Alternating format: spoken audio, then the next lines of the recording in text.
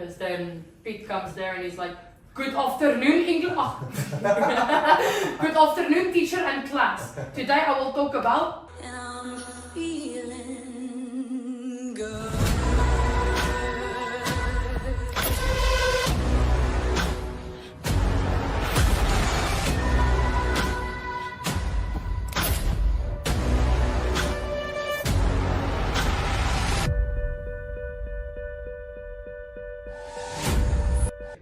Welcome everybody back to Crossing Oceans Vietnam podcast. Today we have here with us Cassidy. Cassidy, how are you doing? I'm good, thank you. I'm doing well, thank you very much. So today we will talk about the journey of expats around the globe and also talking about to Cass about a lifestyle here in Vietnam and as well being a server in the hotels in Dubai. Okay, so our first topic that we're going to talk about is embracing cultural diversity, right? So can you describe your experience of immersing yourself into the Vietnamese culture as an English teacher? Coming to Vietnam, I really thought that there was going to be a lot more English than there was. That was a big culture shock. The food is way different as well. But as soon as you get like the hang of it, the hang of like basic words, just like seeing and respecting the way that the locals live and work is really insane to see. Yeah. So it's quite cool. You really get to like immerse yourself. Yes. Like you mentioned, when I was in Dubai, 90% of the workforce there is actually expats. So you get people from Russia, Philippines, you get people from South Africa, of course. But maybe like 1 in 10 people you see are locals. So here, 1 in 10 people you see are maybe expats, if you're lucky. But it's really fun. The community is growing. It's becoming a family. Yeah. Great. And your experience in Dubai, as you mentioned now, so there's more expats around the globe going to Dubai to work there from different countries more than actually in Vietnam? Yeah, of course. Because people don't know about the opportunities in Vietnam. Okay. So the biggest thing, Dubai offers like a lot of jobs. It's really easy to get in. The hospitality industry, especially in Dubai, is booming. But people just don't know about Vietnam. I found out about Vietnam through a friend when I was in Dubai. They mentioned crossing oceans and I wanted to know more. And less than 2 months later, I was in Vietnam. Great. And how do you find the weather compared to Dubai and Vietnam? So the weather in Dubai is really hot. It's a desert heat, so it's really dry. Doesn't rain a lot, but it's uncomfortable. So I was working outside, like I was working at the Palm at a really nice restaurant. So on some of the days we had to work outside in like 45-degree weather. Oh, it was crazy. killing, but it was fine. People felt sorry for us and gave us money. Yeah, definitely. But so in Vietnam it's more of like a tropical. It's still hot, it's still really hot, but it's manageable. It's rainy as well sometimes. We have like maybe 4 or 5 months of extreme rain, but it's beautiful, it's amazing. Yeah. So I've actually, at the time when I came to Vietnam, I first had a border at Dubai and I went outside and it was extremely hot. So the weather is quite different there. It feels like literally you're moving into an oven. So that is what I tell heat. people. Vietnam is quite hot as well, but I think Dubai beats it all. So that's exactly what I tell people. So the weather there is like, everything is like air conditioned, like whatever you think, like if you go to Dubai as a tourist, it's amazing. As a worker, it's a bit tough. But in any way, so you go outside, you open up the door and it feels like you're opening up an oven, like it just slaps you in the face. Cool. And how do you navigate cultural differences and forge connections with the local Vietnamese? I'm taking a lot of me growing up like as an Afrikaans person has taught me a lot about cultural differences. Like especially coming from South Africa, we have a big diverse like nation. And I've never really tried to connect with with different people in SA, but like coming here you're kind of forced. So some of the reasons, like the Vietnamese are very friendly, like especially they offer you food, like you just accept it, even if you're not gonna eat it, just accept it, say thank you. I remember when I first got here, I didn't know any Vietnamese, now I know a little bit Vietnamese, so that helps navigate like most of the cultural differences. When I first got here, I would sit like every morning before work, I would go and I would drink a coffee at my local coffee shop. And it was a husband and a wife every single morning, like eating boho. It's like Yes. beef stew. Yeah. And like every single time they'd like offer me half of their banh mi. Wow. And like That's every amazing, single, it was so cute. Yeah, And then eventually I that's just started saying, oh, thank you, and just have a Yeah, bite. yeah. And they get so happy when you share. Yeah.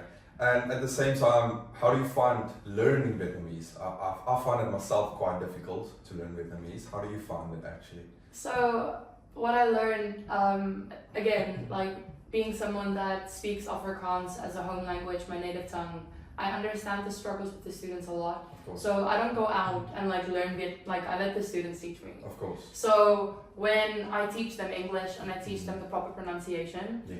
they get to do the same with me. Now Vietnamese is very phonetic. Yeah. Like they have like the same word, like. And they get so excited when they have to teach you, and when you pronounce it wrong, like teacher, no, this way. Exactly. They get so excited actually when they're trying to learn your Vietnamese with the pronunciation. So the school I teach at, the right pronunciation is Nguyen Mang Co. Like you have to say it a certain way. Yeah. So I was like messing around at the beginning, and like I would say, yeah, I teach at Nguyen Van Cu, and then my students were laughing, and then like one of my students came up to me and was like, teacher, go Ming Dick in Vietnamese. I was like, yo, so small thing. Yeah, you no, can of make course. the biggest mistake, and it's but they do understand if you're an expat and a foreigner. Yeah. They appreciate if you try to speak Vietnamese. And at the same time, I mean, Vietnamese people trying to speak English, you know, they're so used in their culture and in their language that when they speak Vietnamese, it's the tongue is at the back of the throat, right? So it's different. For us, it's difficult because our tongue is on the front of your mouth, you know, close to your teeth. And so for them to speak English, they try and speak at the back, and they quite struggle to pronunciate it. And the same vice versa when we try to speak Vietnamese, they're like, no, at the back. And when we explain to them, no, at the front, you know, so. You know, it's like insane. Like, so my students tried, like I have this teacher from back home who I'm still really close with. She was my Afrikaans teacher. I have a really soft spot for her. So the one day I was just messing around with the students and I was like, okay kids, I want you to do me a favor. My teacher from back home, you need to speak to her, okay? So I'm like, okay, practicing with them. Goeiemorgen, juffrou Krier. Maybe like 5 times. I'm like, okay, you're ready. They said it perfectly, man. They said it perfectly. I sent it to her. She was so happy. So it's weird. They pronounce Afrikaans easier than English. Oh wow, that's actually cool. It's really cool. Like the it's the same as Vietnamese. Okay. And the R sound. That's cool. So that's why English is a bit harder. Yeah. But they also teach the students like British English and American English, which is so confusing. Yeah. Right. So now we're going to change to the topic: professional challenges and rewards.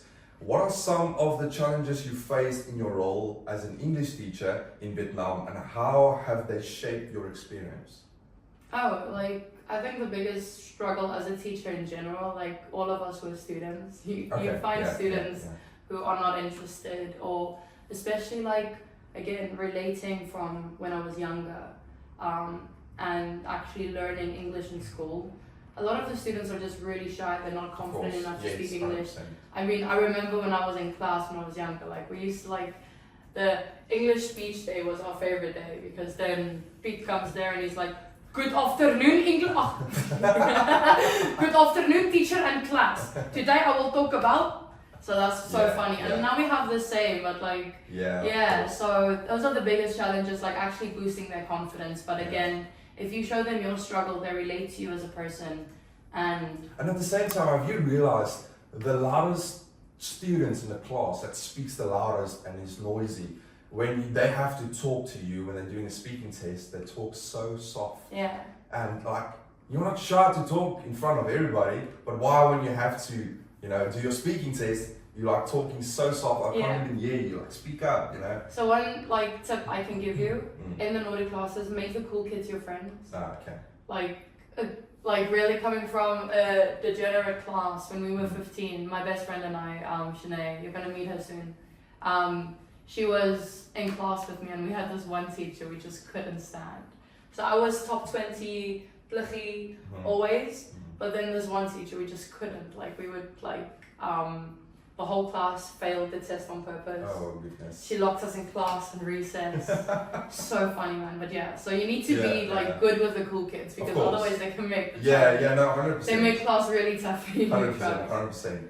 And one thing I've also realized, when one of the students are very naughty and you look at them, you stare at them, then it's just like, they would literally just go like, teacher, let's show your arms. Like, no.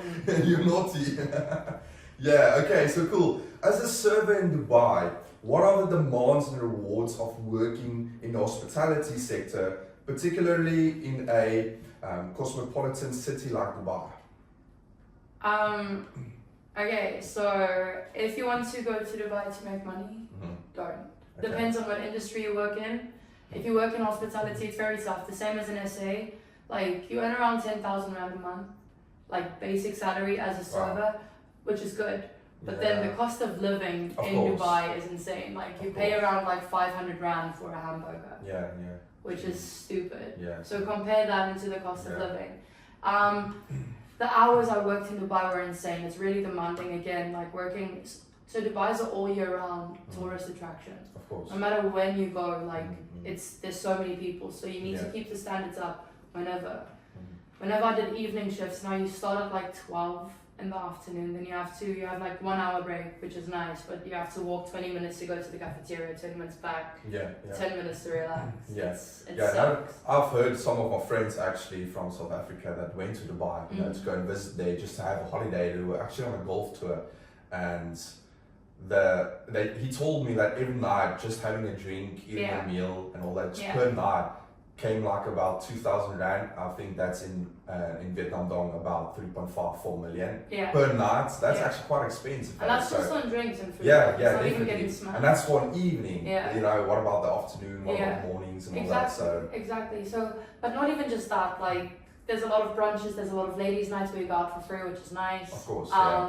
But so I used to work like 13 hours a day. Like I would go home, I'm like, look, I'm tired, my feet are sore. You're like, yo, it's packed. Like you can't leave your friend. Of course. So one thing about Vietnam that I love, like, it's independence. There's no like, you do your thing, you go to work, you go home. Like the longest day I have right now is 6.5 hours, and I can easily do more if I wanted to. But like I'm chilled for now. Like of course. So my stuff's fine. If you're happy with what you have, then no, I know people that's pulled in like 100 mil a month. Oh, definitely. So it's possible. You're just gonna be one of our teachers works over 140 hours a month. That's quite a lot. That's really a lot. Times that by the base salary is insane. No, definitely. So that depends all when coming to Vietnam. So it's just about what you put in. Hey, what you put in, you're gonna receive. 100%.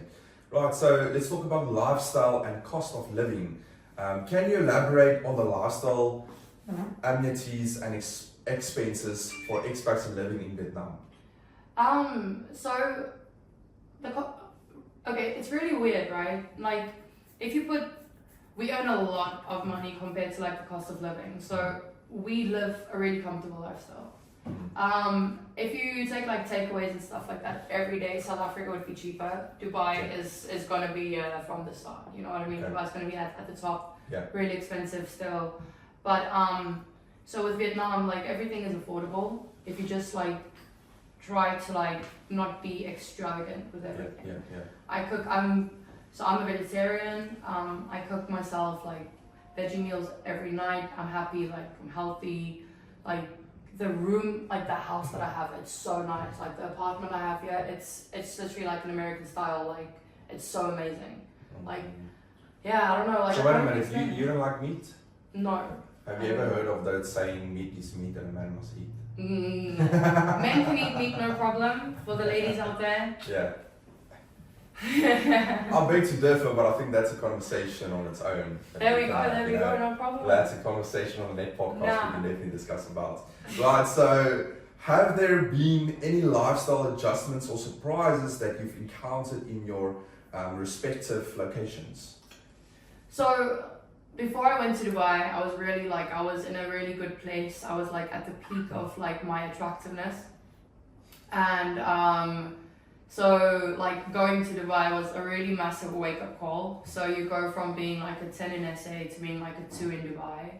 Okay. So the lifestyle, it's insane. Like it's really fake. There's a lot of pressure. But the same in Vietnam, like the same in Asia. Like there's not too much pressure, but pretty privilege is a thing. Yeah. Like the more attractive you are, the more you get. Of course, especially working in Dubai, I believe Yeah. that's most important. I mean, the richest people in the world always goes to Dubai. So.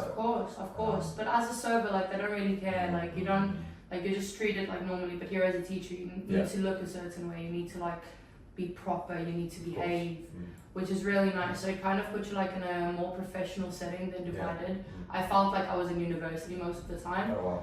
I would get but like so bad. Like I would share a room with another girl. She was from India, which is nice, but big culture difference. Yes. So I would literally go, I would get paid.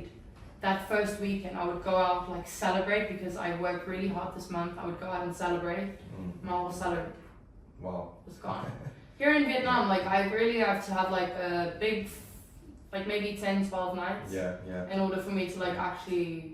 What, if you mind if I don't ask, what age were you when you worked in Dubai? Oh, like 23? Oh, okay. It was literally like I came to Vietnam right after I was in Dubai. So okay, so I you're was 24 now? Yeah, I'm turning 25. Turning 25, okay. Well, that's not long ago that you worked in Dubai. No. Okay, cool. But it felt way longer, so that's the crazy thing. I spoke to Jesse about this and I told him that, like, Vietnam, the time goes by so fast. Like, I've been here now for a year and a month. And, like, I feel like I just got here. In Dubai, I was there for not even a year. I even went home in between. And, it just felt like it was dragging on. Also, I must say, I think going home, like, when I went home the first time from Dubai, like everyone was calling me, oh, Miss Dubai, like so fancy. They thought like, yo, you're living it up. And I'm not. Like I promise you, when I go back home from Vietnam, call me Miss Vietnam because like, it's the standard, like way better. You feel like, we were joking about this as well. We were saying we're millionaires now. Like just like the wrong currency, but we're living good, man. Like no, you as well. Like of course. I mean, it's quite crazy. I think at the same time for me as well, my time being here in Vietnam, you know, time flies. Time really flies more than ever. But at the same time, I also believe that, of course, we've been living our whole lives in the same country. You know, it feels like time goes slow sometimes. You know, not always. As you grow up, time goes quicker. Definitely because you're working more. I mean, being a student, you just have to study and it's boring. You want to play games, watch TV, do all this stuff, hang out with your friends, you know. But actually working now and coming to a different country, it literally feels like time's going quicker, but it's not. You know? Exactly, but it's not even like just that. There's always something to do. Like back home, you're so stuck. Like last night, Shanae and I literally just learned how to drive a bike maybe like a week ago. So now I'm driving everywhere. How do you find that so far? It's amazing. I don't know why. If I go back, I spent around like 6 million a month for a year long on Grab. Wow. So if I really calculate that, that's like 5 new iPhones. That's a laptop. You're gonna save so much. So much. But it was also so much fun. So Saudi is my favorite place in Vietnam. Like I really love it. I know it's an expat community, but it just gives me like this European vibe. You know what I mean? Like it's just so nice. So last night I was like, yeah, bro, let's go to Saudi. So we drove there. We found this random park, like right by the river. Like we sat there on the swings for like 30 minutes. It was so nice. Have you had some experience with traffic? Driving Traffic? So no, not too bad right now. But like on our way there, we were trying to find the right turn off. And this Vietnamese man was like driving so. You have to be so careful. Sometimes they don't care. It's like, last night as well, it was so funny, it was this French guy as well, and he was swearing at me in French. I'm like, oh, excusez-moi. Alright, okay, coming to the topic, navigating languages and communication. How do you manage language barriers and communication challenges while teaching English in Vietnam? So I teach in Hoc Mon. Now, like, how the Vietnamese school system works is you need to write certain exams to see where you can to what school you can go to. So my school is rural, like really bad. So I was kind of forced to learn Vietnamese. So like I know basic stuff, but it's also how you speak to them because Vietnamese is straight to the point. So like literally, if you go, so a pharmacy is called Nha Thuốc. That's literally shop medicine. They get to the point. They don't like, oh, the door is big and red. Of they course. say, door, big red. Yeah. That's yeah, literally 100%. so Yeah, it's yeah, yeah. so that's helped me a lot, like understanding the Vietnamese language, Okay. knowing how they speak, and when I communicate in English with my students, because every time they listen to us, Yeah. they are translating in their head and it confuses them. Yeah.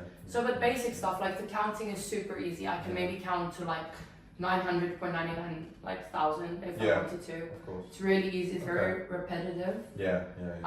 But yeah, just the sounds again. The students love it. Like, if I teach them new words, like I write down the meaning on the board, and I also write down like the Vietnamese word. Yeah. And then that's how they like. Yeah, that's that. definitely practice makes Yeah. perfect. If you Yeah. practice it more, you're gonna be better at it. So Yeah, definitely. no, it's really tough. Yeah. So, and in your role as a server in Dubai, how do you handle multilingual interactions with guests from diverse backgrounds? Ooh, that's a good question. So the biggest challenge there, like especially, so I think like the toughest one was like Russian guests. Like we would not know how to communicate. I had one Russian guest and they have no emotion, so you can't see if they're happy or sad. So like I got really good at like reading people's body languages. Like especially here in Vietnam, like if you don't understand, like I can kind of see what they want to tell me through their body language. Yes, 100%. But yeah, so I just learned basic like hello words. I learned like basic facts from the country. Okay. So that's not Russia. No, that's from any country. Oh, okay. That's from any country. Okay. So because in Dubai especially, like our target market was people from the UK. Here and there we had Americans, we had a lot of Russians, we had a lot of people from Ukraine back then. Indians were a lot as well, but like they speak English, but it's again just like adapting to culture and stuff. So it's not just about the language, you need to understand the people. Of course. Okay, so coming to talking about exciting experiences and adventures, I believe you definitely had a few adventures yourself. So let's delve into some memorable moments. What are some of the most exciting experiences or adventures you've had while living in Vietnam? Ooh. So I've traveled a bit, not too much, but last year during summer I moved to a small beach town. It's called Tuy Hoa. It's in Phu Yen. It's around like 8 hours away. That was amazing. I really enjoyed it. It was really quiet though. I prefer the hustle and bustle of Ho Chi Minh City. I don't know if I can tell you this on the podcast, but maybe like a few weeks ago, my friends and I went out. There was there's like this big street on, it's called Boi Vien Walking Street. Yeah. It's like the street full of bars and stuff. Yeah. We went out for a few drinks and then there was this random tattoo shop open up.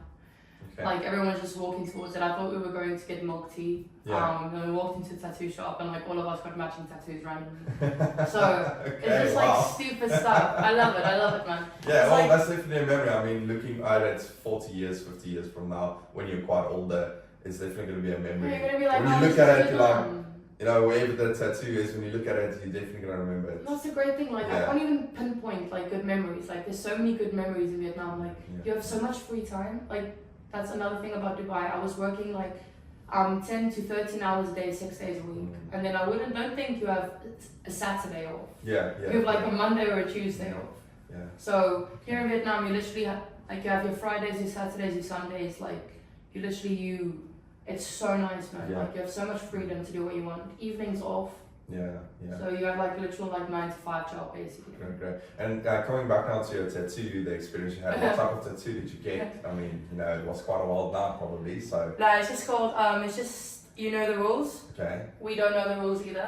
Okay. I just wanted to ask you, what is the rules? So. No, you know the rules. That's it. That's the rule. You know the rules. All right. It's like the people talking in South Africa. They don't know what we know. Hulle weet nie wat ons weet nie. Yeah, a lot of people didn't know what he knew. No, but same, like rule number 1. Yeah. Right, cool. And can you share any exhilarating encounters or events from your time working in Dubai's dynamic hospitality scene? It's not. Actually, I have two stories. The cool thing about Dubai is there's so many people that work there now. A few years ago, I used to be big into football. Chelsea supporter for the boys. There we go, boys in blue. Nah, I love football. You like Chelsea? Yeah.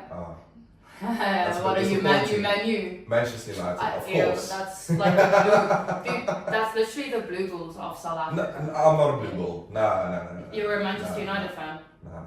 Yeah, of course, yeah, but that's nothing like the blue bulls in South Africa. The fans of the same. That's I'll never be a blue. No, but anyway. Please. So, do you Sorry know for all the football South players? Africans. Say again. Do you know football Yeah, I players? know some football players. Okay, Yeah. so there's this big guy from Liverpool. Now, Okay. I've watched a lot of people play FIFA. I used to always like chill around with my friends when they were playing FIFA. So I started knowing like a few other football players. Of course.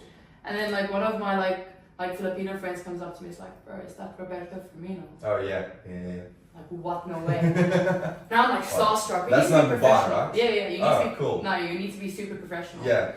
I run up to him like I'm sweaty, it's hot, like I go to him, I'm like, Can I have a yo, can I selfie? please get a photo? He takes the photo, I'm like standing there, like I can't even post it, my hair was so shit. Standing You there, were stunned. yeah. I'm Yeah. like standing there, I'm like, how's the season going? Man's out for an injury, bro. Oh, good. I was so embarrassed. Wow. So obviously I wasn't like up to date with anything. I met him in another time. So like I said, we always had to work like really long hours. Mm. So one of my favorite rappers, RD. I don't know if you know him. He's a Heard of UK him a rapper. lot. Yeah, I've heard of him. Really sick guy. Yeah. So they like randomly they have a lot of like events going on in Dubai and a lot of like where women can drink for free. Like Yeah. it pulls the money. Like Mm. Dubai's a machine, a really small Yeah. machine. So I go and I go to my boss and I'm like, look, I'm gonna finish tonight on time. Don't ask me to extend, I'm not going to. Yeah. I go like 5 minutes before I go, change my outfit, put my makeup on my way to RD. I get there, now I'm ready to spend like 500 dirhams. I was super broke back then, ready to spend like 2,000 rand. Yeah. Anyway, I go in. They give us a table. Now usually the tables you have to book for like 2,000 dirhams in advance. I watch RD for free. I drink for free as well because it was ladies' night. I had that whole experience meeting like one of like the UK's biggest rappers. Literally have a photo with him. It was insane. That's something you won't be able to get anywhere else but Dubai. Yeah. But Dubai's it's very so Vietnam is a lot like nature, like it's real, it's raw. Dubai, like everything's Top. yeah. Top. So it's not like you Class, don't level.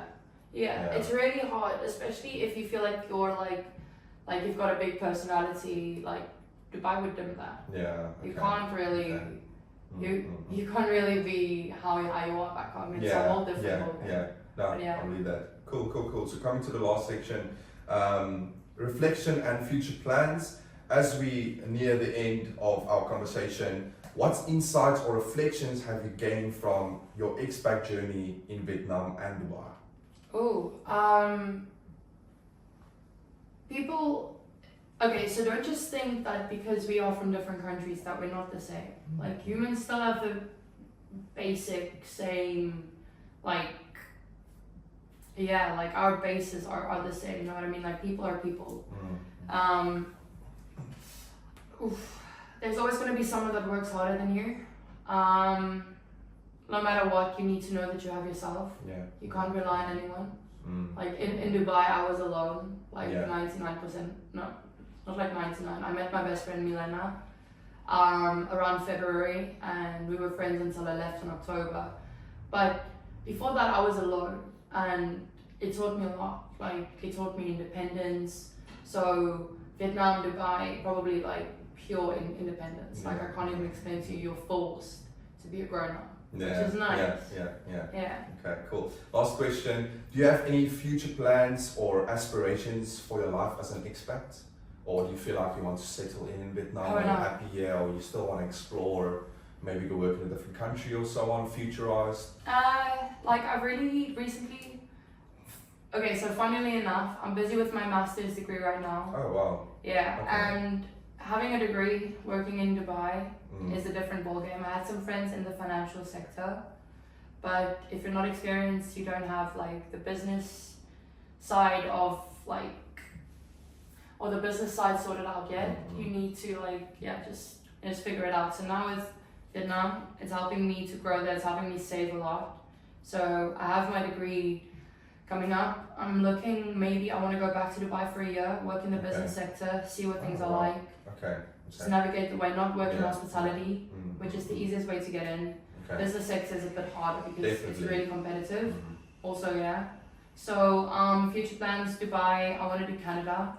I'm not going back home. I enjoy having electricity 24/7. Yeah, 100%. It's amazing. Hey? The It's crime, amazing. oh my goodness, like I wouldn't be able, like Vietnam's so safe, like Yeah, literally, like, 100%. You we're can driving, leave your door open, you don't Yeah. even have to lock it at night. like I said, we went to that park last night, it was abandoned, it was dark, like we were like, yo, this would be so sketchy. Yeah, yeah. So yeah, no, there's no way.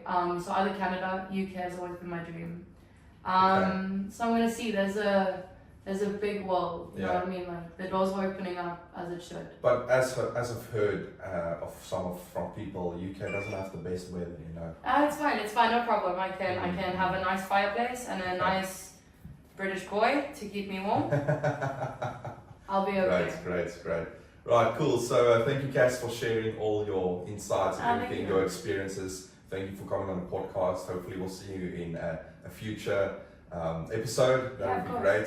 Thank you for sharing everything, and thank you for everybody watching. Hopefully, we'll see you guys in a next episode. Stay tuned. There's plenty more going to be coming. So yeah, have a good one. See you guys. Crossing Oceans here podcast. Subscribe, please, to the channel. wait, can I Like, and we'll see you guys again. Have a good one. Cheers.